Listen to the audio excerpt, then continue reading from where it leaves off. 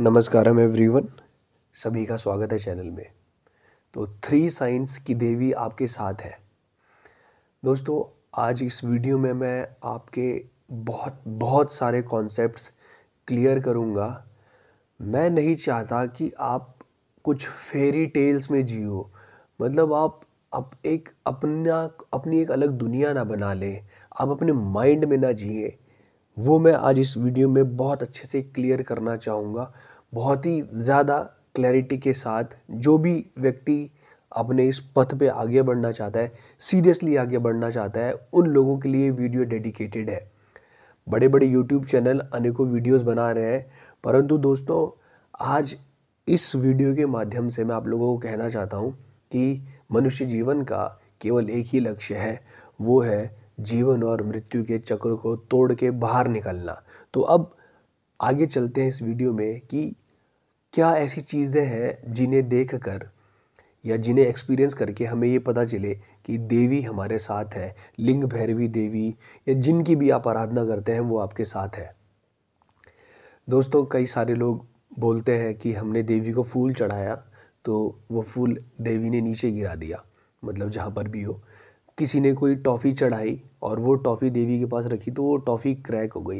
किसी ने नारियल चढ़ाया तो नारियल क्रैक हो गया। इस तरीके से अनेकों चीज़ें हो रही हैं। किसी ने दिया जलाया तो दिया जलने के बाद जो रुई है वो फूल के आकार में हो गई, जो जो पार्ट जल रहा है वो एक फूल की तरह बन गया। और कोई वहाँ बैठ रहा है तो उस जगह बैठ के उसको बहुत अच्छा लग रहा है। और इस तरीके की अनेकों अनेकों चीज़ें हो रही हैं लोगों के साथ। तो क्या ये जो जो भी चीज़ें घट रही हैं, ये क्या देवी की प्रेजेंस है? क्या देवी, जब भी ये चीज़ें हो रही हैं तो क्या देवी मेरे साथ है? और जिन लोगों के साथ ये घटनाएं नहीं घटित हो रही हैं और वो डेली देवी के पास जाते हैं, देवी स्तुति करते हैं, या जो भी देवी साधना है वो लोग वो कर रहे हैं, और उनके साथ कोई भी ऐसी घटना आज तक नहीं घटी। वो हमेशा जब भी जितनी भी समय से वो देवी साधना कर रहे हैं, बड़े मन से कर रहे हैं, परंतु उनके साथ कभी ऐसा नहीं हुआ। तो क्या देवी उनके साथ नहीं है? दोस्तों, मैं आपको एक चीज़ कहना चाहूँगा कि मैंने सुना है कि लिंग भैरवी देवी खुद ये चूज़ करती हैं कि वो कहाँ जाएंगी।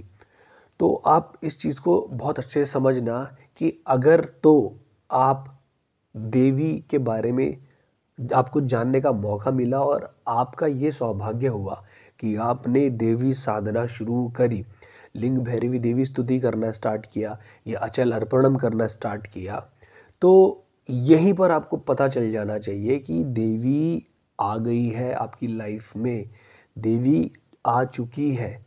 और अब जिस प्रेजेंस की मैं बात करता हूँ उस प्रेजेंस को आगे चलकर समझेंगे, परंतु आप इस समय तुरंत समझ लेना कि अगर आपने उनकी स्तुति करनी स्टार्ट कर दी है तो इसका मतलब वो आ चुकी है, उनकी प्रेजेंस आ गई है आपकी ज़िंदगी में। तो अब ये मत सोचना कि मैं जब नारियल चढ़ाऊंगा देवी को, नारियल क्रैक हो गया तो ही देवी मेरे साथ है। नहीं, ऐसा मत समझना। जब हम उनकी स्तुति करना स्टार्ट कर चुके हैं, वो आ गई हैं हमारे पास। हमारी उनकी मुझे जितनी मेरी मेरी जर्नी हुई है, उनकी आज्ञा के उनकी चाहत के बिना हमारी कोई औकात नहीं है कि हम उनकी स्तुति करें, जितना मैं अब तक समझ पाया हूँ। क्योंकि मैं सदगुरु को 2018 से मैंने सुनना स्टार्ट कर दिया था। और पहली बार मैं लिंग भैरवी देवी स्तुति करना, ये सब कुछ करना, बताओ मैंने कब स्टार्ट किया? 2020 या 21, 2020 के एंड में या 2021 के स्टार्टिंग में। और देवी आज से 10-11 साल 12 साल पहले ही देवी की प्राण प्रतिष्ठा ईशा योगा सेंटर में हो गई है। मुझ तक वो चीज़ें पहुँची ही नहीं। लिंग भैरवी देवी के बारे में मैं 2 साल के बाद जान पाया, सदगुरु को सुनने के बाद। तो आप इस चीज़ को समझना कि हम लोगों को देवी तो बहुत पहले से है, हम लोगों को उनकी साधना, उनकी स्तुति करने का जो मौका मिल रहा है वो केवल उन्हीं की वजह से मिल रहा है कि वो आपकी लाइफ में आपको प्रेजेंस दे रही है, आपकी लाइफ में ये बता रही है कि मैं तेरे साथ हूँ। परंतु अब इस चीज़ को आप इस तरीके से मत समझ लेना कि हाँ यार, अब बस देवी मेरे साथ है, मेरी ज़िंदगी तो बहुत अच्छे से गुजर जाएगी। इस तरीके से अगर आप लेके चलोगे तो फिर नहीं हो सकता। हो जाएगी। तो जिन लोगों के साथ ये भी चीज़ें हो रही हैं कि उनके जो नारियल चढ़ा रहे हैं, नारियल क्रैक हो गया है, जो भी कुछ कर रहे हैं, कोई फूल चढ़ा रहा है, वो तो देवी फूल गिरा दे रही है, इस तरीके की चीज़ें हो रही है, बहुत अच्छी बात है, वो आपके साथ है। लेकिन जिनके साथ ऐसी चीज़ें नहीं हो रही, तो आप बिल्कुल भी परेशान मत होना कि देवी मेरे साथ नहीं है। भाई वो आपके साथ है, परंतु अब आपको और क्या करना है। जैसे मैं हूँ, मेरे साथ क्या हुआ था कि मेरे पास देवी गुड़ी, मेरा सौभाग्य है कि देवी गुड़ी मुझ तक आई, मेरे पास देवी देवी गुड़ी के फॉर्म में आई है। और मुझे नहीं पता था कि देवी गुड़ी कितनी पावरफुल है, और कुछ भी आइडिया नहीं मुझे। तो बाद में जाके जब 1.5-2 साल बीत गए, तब मैं लोगों की कहानियाँ सुनता था, सुनने में आई कि देवी गुड़ी ऐसे ही किसी के पास नहीं जाती है, पापड़ बेलने पड़ते हैं लोगों को मैंने देखा, लोग पापड़ बेल रहे हैं, तभी भी उनके पास देवी गुड़ी नहीं पहुंच रही है। और जिन लोगों की इंटेंशंस प्योर है, देवी उनके पास आ रही है। उनके पास चाहे पैसे हो या ना हो, इस बात से कोई फर्क नहीं पड़ता। अगर आपकी चाहत बहुत स्ट्रांग है और आपके इंटेंशन बहुत प्योर है, तो देवी गुड़ी आपके पास आ जाएगी। लेकिन मेरे पास देवी गुड़ी आ गई थी, लेकिन मैं देवी गुड़ी के पास हमेशा बैठता भी था, परंतु मेरे जीवन में मैं वो आनंद फील नहीं कर पा रहा था, वो भक्ति भाव मेरे जीवन में नहीं आ पा रहा था। परंतु मैंने ये ठानी हुई थी कि मैं देवी के पास चाहे कुछ भी हो जाए, बैठा रहूँगा, बैठा रहूँगा, बैठा रहूँगा। और इस इंटेंशन के साथ, चाहे कुछ भी हो जाए, मुझे नींद आ रही हो, मैंने अपने टाइम फिक्स करे हुए थे, मुझे नींद आ रही हो चाहे कुछ भी हो, जाके ज़रूर बैठूंगा। सुबह 11 बजे मेरे पास टाइम नहीं होता था, तो रात देवी से सदगुरु ने कहा है देवी का नंबर है 11। तो देवी से जुड़ने के लिए अब मैंने क्या डिसाइड करा हुआ था कि रात को 11 बजेंगे, मैं जाके बैठ जाऊंगा, चाहे कुछ भी हो जाए, कुछ भी हो जाए। तो ये मेरा फिक्स था। मैं हमेशा हमेशा मैंने ये मेंटेन करने की कोशिश करी। और एक टाइम पे तो ऐसा था, तुम मुझे हिला नहीं सकते, ये आई विल गो देयर, चाहे कुछ भी हो जाए, मैं बैठूंगा ही बैठूंगा। और इस तरीके से जब मैंने ये एक पागलपन दिखाया, तो कुछ समय के बाद, मतलब ये 1.5-2 साल के बाद, मैं जिस जगह पर बैठता था, जहाँ पर मैंने मेरे रूम में देवी गुड़ी है, वहाँ पर मुझे एक प्रेम भरा वातावरण महसूस होने लगा। और उस दिन मुझे पता चला कि लोग क्या फील करते होंगे जब उन्हें देवी प्रेजेंस देती है। ये चीज़ मुझे फील हुई, और उसके बाद से मानो जीवन में अनेकों परिवर्तन होने लगे मेरे अंदर। बाहर की मैं बात नहीं करता हूँ, मेरे अंदर देखो, आ, बाहर चाहे कुछ भी हो रहा हो, मैं कैसा फील करता हूँ उस पर मेरा जीवन जो है, मेरे जीवन निर्भर करता है कि बाहर कैसी घटना घट रही हो, मेरे अंदर क्या चल रहा है। मेरे अंदर आनंद की वर्षा या प्रेम की वर्षा देवी ने कर दी। और उसके बाद से बहुत सारी चीज़ें मेरी यूट्यूब चैनल पे, उसके बाद से मैंने लगातार देवी के लिए, पता नहीं अब तो शायद 35 से 40 वीडियोस बन चुकी हैं। उसके बाद से पॉसिबल हो पाए, मेरी कोई औकात नहीं थी कि मैं इतनी वीडियोस वो भी देवी के बारे में बनाऊँ। अनेकों टॉपिक्स मेरे सामने अपने आप आते गए आते गए आते गए, और मैं उनके ऊपर वीडियोस बनाता गया।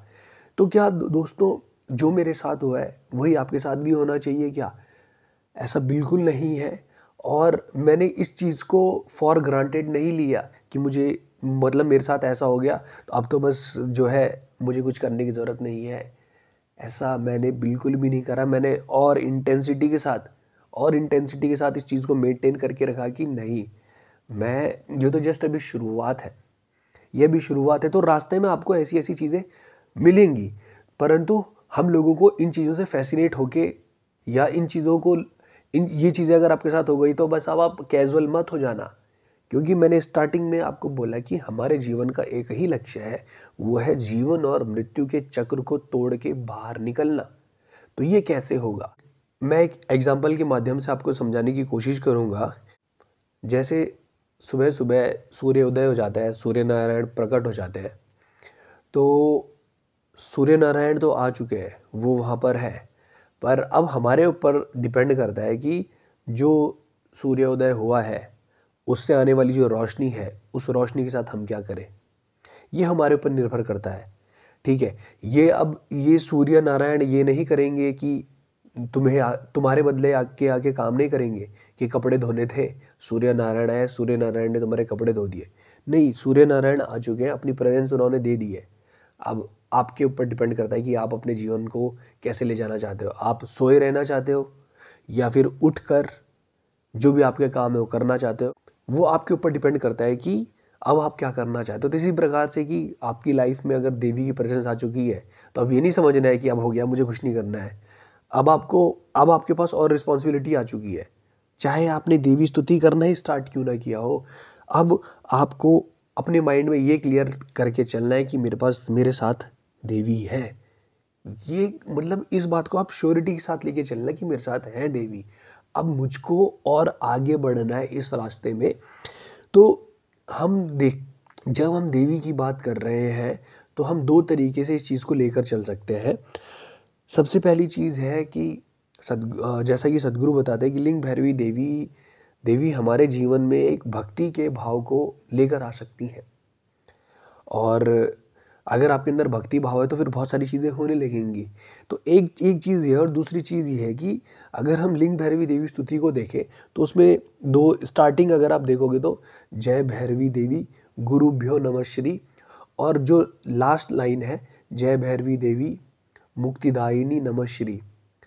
तो लिंग भैरवी देवी हमारी गुरु भी है और हमें मुक्ति तक भी लेके जाती है। तो अब हमारे ऊपर निर्भर करता है कि हम अपने जीवन में एक तो भक्ति का भाव लेकर आए, और दूसरा देवी हमें मुक्ति के मार्ग में हमको बहुत ज़्यादा क्लियरली आगे बढ़ाएगी।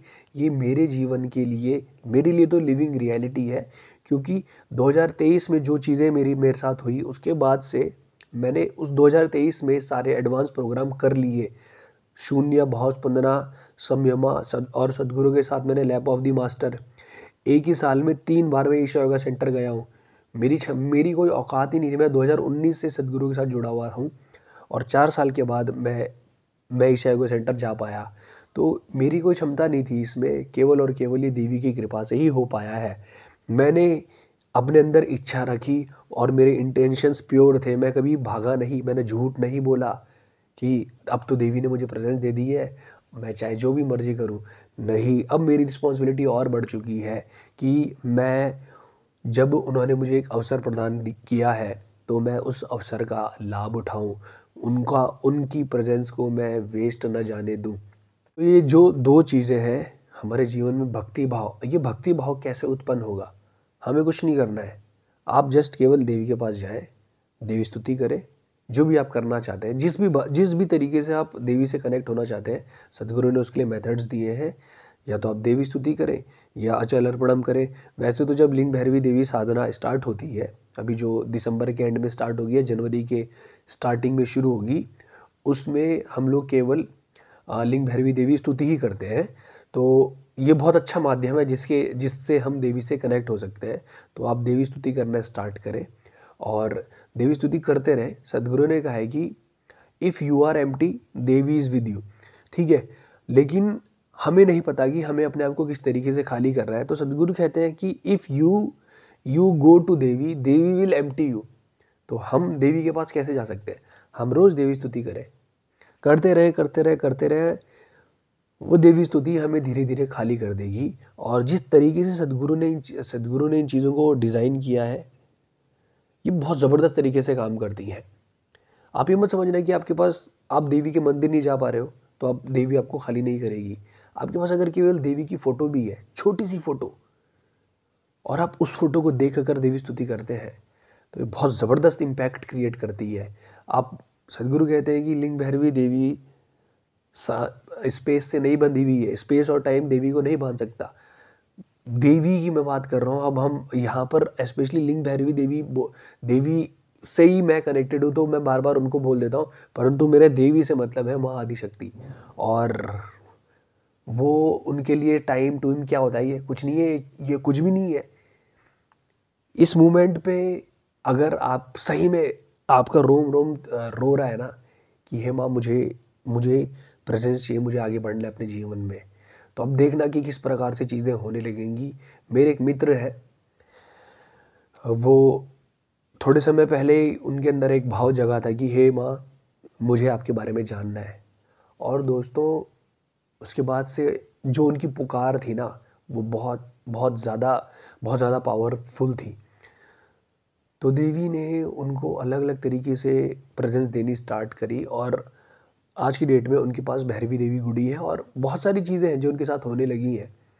तो इस प्रकार से अगर हम अपने इंटेंशंस प्योर रख के अपने बंधनों को तोड़ के आगे जाने की बात करेंगे तो बहुत सारी चीज़ें होंगी। देवी यही, मतलब हम देवी में ही जी रहे हैं यार, ये और कुछ भी नहीं है। ये माँ आदि शक्ति का ही, मतलब माँ आदि शक्ति के बिना तो हम कुछ भी नहीं है। ये सब कुछ वही है, परंतु हम लोगों को अपने बंधनों को तोड़ के आगे निकलना है। वो तो हमेशा से यही है कि देवी की प्रेजेंस तो यही है। उनकी प्रेजेंस के बिना हम तो कुछ कर ही नहीं सकते। जो हम बोल रहे हैं, जो हम देख रहे हैं, जो भी कुछ भी कर पा रहे हैं, जितनी भी एक्शन परफॉर्म कर पा रहे हैं, उनकी प्रेजेंस के बिना तो कुछ भी नहीं है। परंतु अब आपको धर्म के मार्ग पे आगे बढ़ना है। धर्म मतलब इस क्रिएशन में, ये क्रिएशन एक लॉ पे बेस्ड है जिसे हम धर्म कहते हैं। उस मार्ग पे आगे बढ़ना है, ठीक है। अभी के लिए हम ये कह सकते हैं कि चोरी ना करना, झूठ ना बोलना, इस प्रकार की जो चीज़ें हैं ये हमें धर्म के मार्ग पे ही आगे लेके चलेंगी। तो आपको ये क्लियर रखना है, और धर्म के अनुसार एक व्यक्ति को, एक इंसान को अपने जीवन के, उसका जीवन का जो लक्ष्य है मुक्ति, उस तक पहुंचना है। तो अगर हम देवी के पास जाएंगे, देवी हमें खाली करेंगी। और अगर हम खाली होंगे, हम मतलब जो जिसको हमने मैं माना हुआ है ना, इस शरीर और जो मन है, इसको हमने मैं माना हुआ है।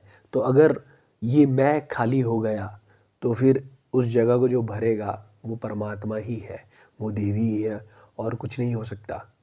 तो हमें इसको खाली करना है। इसको खाली करने के लिए हमारे पास मेथड्स हैं, उन मेथड्स का यूज़ करेंगे, देवी स्तुति करेंगे। और जैसे जैसे हम आगे बढ़ते रहें, जैसे जैसे हम आगे बढ़ते रहेंगे, वैसे वैसे हम खाली होते रहेंगे, और धीरे धीरे वहाँ से और बहुत सारी चीज़ें अनेकों तरीके से होने लगेंगी। परंतु आप ध्यान रखना कि आपका एक ही लक्ष्य होना चाहिए। वो लक्ष्य यही है कि मुझे अपने आप को खाली करना है, अपने आप को खाली करना है।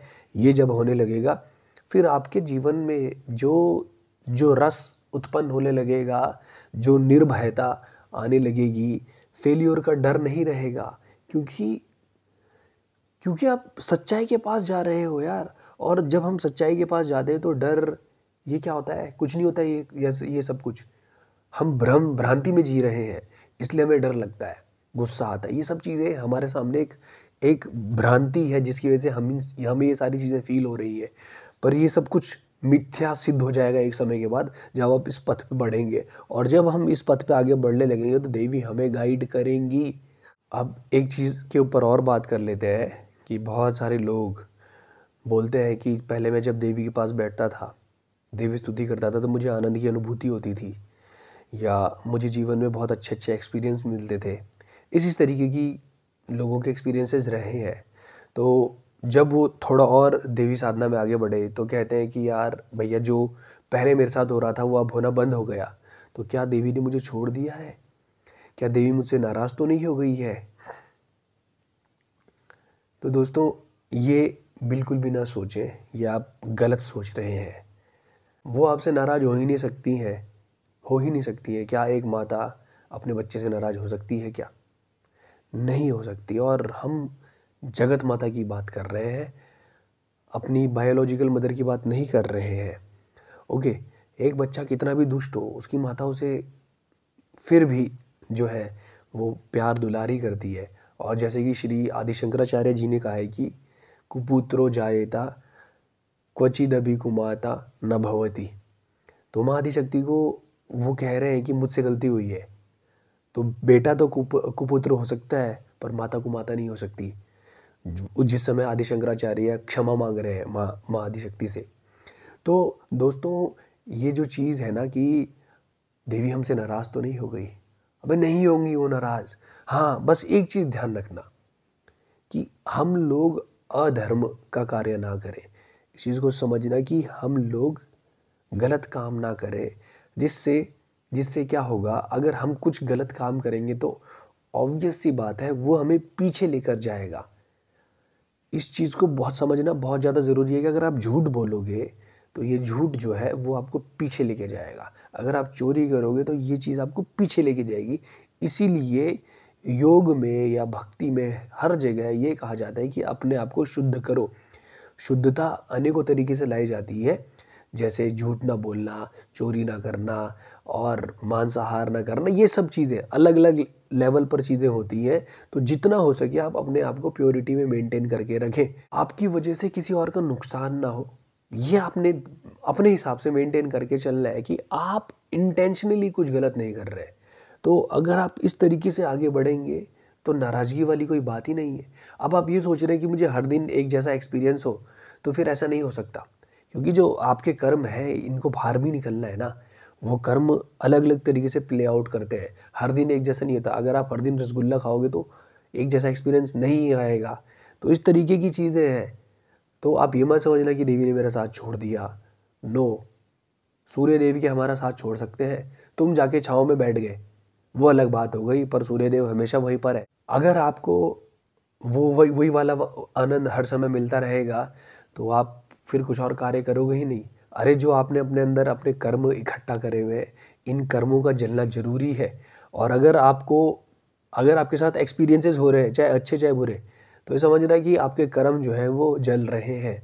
और अगर नेगेटिव एक्सपीरियंसेस हो रहे हैं तो मन के अंदर, हाँ मतलब ये अपने अंदर, बाहर की मैं बात नहीं कर रहा हूँ, अगर इस तरीके की चीज़ें हो रही हैं तो वो सब आपके कर्म ही बाहर निकल रहे हैं। चाहे फिर वो पॉजिटिव एक्सपीरियंसेस हो चाहे नेगेटिव एक्सपीरियंसेस हो, जो आपने स्टोर करके रखा होगा वही बाहर निकल रहा है। और वो कचरा जितनी जल्दी साफ़ हो उतना हमारा फ़ायदा है। तो आपके साथ अगर ऐसा हो भी रहा है तो आपको लग रहा है कि देवी ने आपका साथ छोड़ दिया है या देवी की कृपा आपके ऊपर सट गई है, उनके पास जाके बैठो, ये करो बस।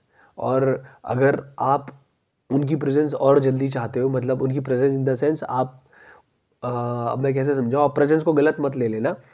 बस आप ये चाहते हो कि उनकी कृपा और ज़बरदस्त तरीके से बनी रहे, तो हम क्या करेंगे, आप क्या कर सकते हो कि आप अपने रूम के अंदर जहाँ पे भी आप रहते हो वहाँ पे लिंग भैरवी देवी स्तुति चला के रख सकते हो।